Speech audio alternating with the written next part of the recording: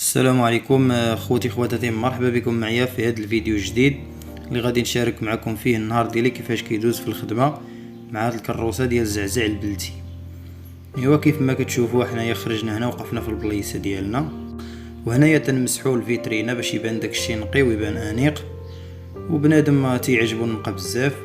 ونصيحه لاي واحد كيدير شي حاجه يحاول انه ماشي يحاول ولكن الصو مفروض عليه انه ينقي المسائل ديالو. اي واحد تيدير كسكروطات او تيدير اي حاجه تيبيعها للناس خصو دائما ينقي المسائل ديالو، لانه صعيب باش الانسان يثيق ويجي ياكل عندك شي حاجه اللي كياكلها يعني كتمشي للامعاء ديالو، فخصها تكون نقيه وتكون حاجه مزيانه باش هكا تبقى مع الكليان ديالك مزيان، وتا من ناحيه الضمير ديالك تبقى هاني ومرتاح لانك تبيع شي حاجه مزيانه، والحاجه اللي ما ترضاهاش لنفسك ما ترضاهاش للناس. اذا على كل حال كيف ما كتشوفوا هنا كنصايب للناس في الماكله ديالهم، يعني تنصايب لهم الزلافه كيف ما تشوفوا اللي فيها بزاف ديال المكونات، اللي فيها الشوفان وإيلان وفيها الشعير والروز القمح، وتنزيدوا عليه الزبيب والتمر البنان. هنا تنقاد لهم كيف ما كتشوفوا، هنا تنزيد الزبيب وعاد عاوتاني تنزيدوا اللوز والقرقاع، يعني واحد الوجبه اللي هي غنيه ومتكامله.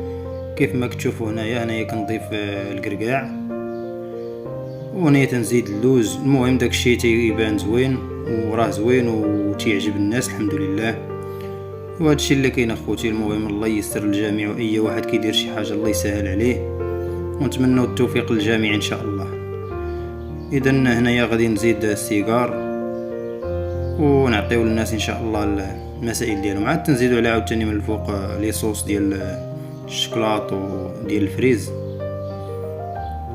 والشكلاط. المهم داكشي يا سلام. وهادشي اللي كاين اخوتي، يعني تنزيدو شويه ديال الزواق من الفوق باش يبان داكشي، لانهم تيقولوا العين تاكل هي الاولى،